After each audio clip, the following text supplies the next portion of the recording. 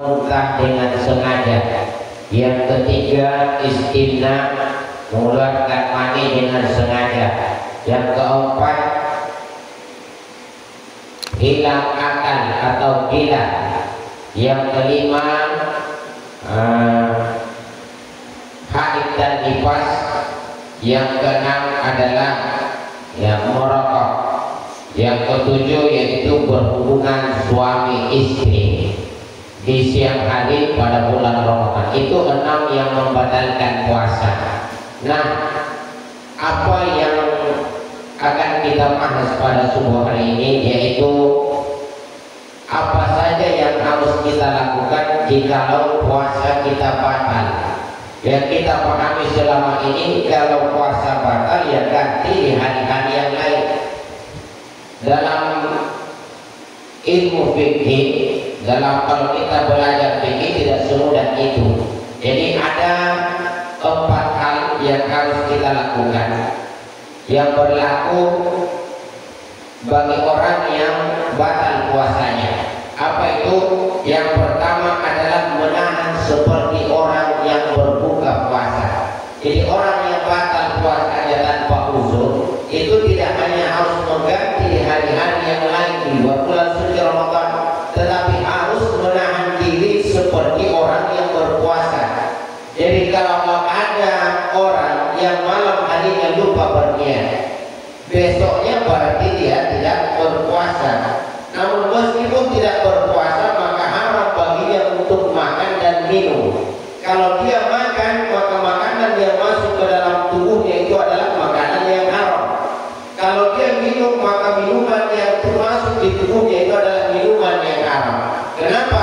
Karena orang yang batal puasanya tanpa uzur, maka dia terkena ketentuan yang pertama. Apa itu? Menahan diri seperti orang yang berpuasa. Jadi jangan mentang-mentang tidak puasa kemudian dia makan minum di sana sini, tetapi berlaku ketentuan menahan seperti orang yang berpuasa. Jadi biarpun tidak puasa tetap tidak makan, tetap tidak minum. Jangan ditanya kenapa kamu tidak puasa, katanya saya tidak. Ya, kenapa kamu makan? Saya tidak puasa. Kenapa tidak puasa? Tadi pagi tidak sengaja saya loncat di air kemudian tertelan. Ya, tertelan air sehingga masuk ke dalam perut saya airnya batal. Nah, kalau demikian berarti dia itu tidak berpuasa ya, dalam keadaan tanpa uzur yang dibenarkan di dalam agama. Maka harus menahan seperti orang yang berpuasa. Lari-lari di pagi, tiba-tiba begitu balik dari lari pagi kemudian dia kecapean, kehausan, tidak tahan, akhirnya dia minum. Maka minuman yang dia minum tetap halal baginya, tetapi setelah itu dia kemudian harus menahan seperti orang yang berpuasa, tidak makan dan tidak minum. Itu ketentuan pertama dalam fikih. Kemudian yang kedua yaitu membayar mengqada puasa. Jadi kalau orang tidak berpuasa di dalam bulan suci Ramadan, maka ketentuan yang kedua dia harus mengqada di luar bulan suci Ramadan. Artinya dia harus mengganti puasanya sebanyak hari yang dia tinggalkan. Itu yang kedua. Kemudian yang ketiga ada namanya kafarah. Kafarah itu adalah denda bagi mereka yang melakukan pelanggaran di dalam bulan suci Ramadan ketika dia sedang berpuasa. Apa itu? Berhubungan suami istri. Jadi dia wajib membayar kafarah. Kafarahnya apa? Kafarah untuk tawaran pertama dia harus membebaskan budak. Kalau tidak ada budak maka dia harus berpuasa 2 bulan berturut-turut. Tidak mampu berpuasa 2 bulan berturut-turut, maka dia harus memberikan makan 60 fakir miskin. Jadi harus memberikan makan 60 fakir miskin. Di masa Nabi Shallallahu Alaihi Wasallam ada seorang sahabat datang kepada Nabi, ya Rasul, saya ini tidak sengaja bermain-main dengan istri saya, akhirnya tidak tahan ya Rasul. Akhirnya saya berhubungan ya suami istri. Apa kata Rasul? Kalau begitu kamu harus membayar membebaskan budak.